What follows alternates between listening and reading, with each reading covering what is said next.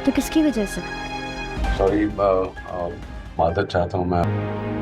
आप और पापा जानते थे ना, तो फिर क्या हुआ? अब उसकी माँ नहीं है तो उसे।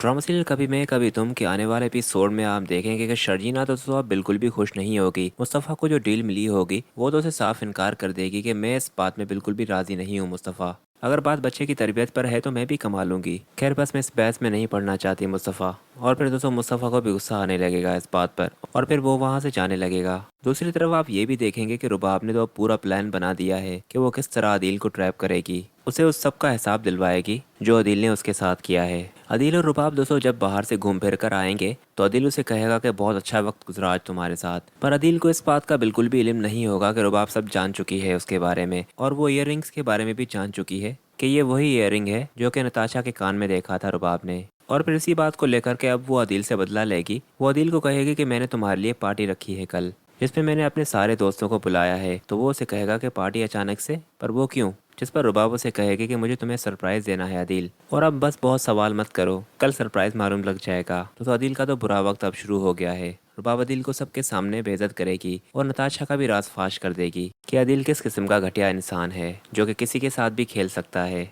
उसके बाद नेक्स्ट सीन में आप देखेंगे कि मुस्तफ़ा ऑफिस में बहुत ही परेशान होगा। तो दानिश उससे कहेगा कि क्या हुआ है दोस्त, तो इतने परेशान क्यों हो, इतनी अच्छी डील मिली है हमें। तो वो उसे कहेगा कि कुछ नहीं, बस मैं ये डील नहीं करना चाहता। जिस पर दानिश उसे कहेगा कि कैसी बातें कर रहे हो, ऐसी डील्स के लिए तो लोग मरते हैं और तुम हो के मना कर रहे हो। मुस्तफ़ा उसे कहेगा कि करना तो चाह रहा था मैं, बस कुछ घर के इशूज से इस वजह से। दानिश उसे कहेगा कि अगर कोई मसला है तो मुझे बताओ, हो सकता है कि मैं हल कर सकूं। खैर यहाँ पर दोस्तों मुस्तफ़ा अपने दोस्त और कंपनी के काम वगैरह में बिजी होगा। दूसरी तरफ दोस्तों शर्जीना की भी हालत बहुत ही ख़राब हो जाएगी। मुस्तफ़ा जो कि शर्जीना को पहले ही कह चुका होगा कि आज मैं काम से लेट आऊँगा, मुझे देर हो जाएगी, तो वो वैसे भी उसका इंतज़ार कर रही होगी। तो अचानक से उसकी तबीयत ख़राब हो जाएगी। वो मुस्तफ़ा को कॉल भी करेगी पर मुस्तफ़ा दोस्तों उसकी कॉल नहीं उठाएगा और फिर वो अकेले बैठे यही सोच रही होगी कि मुस्तफ़ा ने उसे कितना डिसअपॉइंट किया है। इस वक्त मुस्तफ़ा को यहाँ पर होना चाहिए था,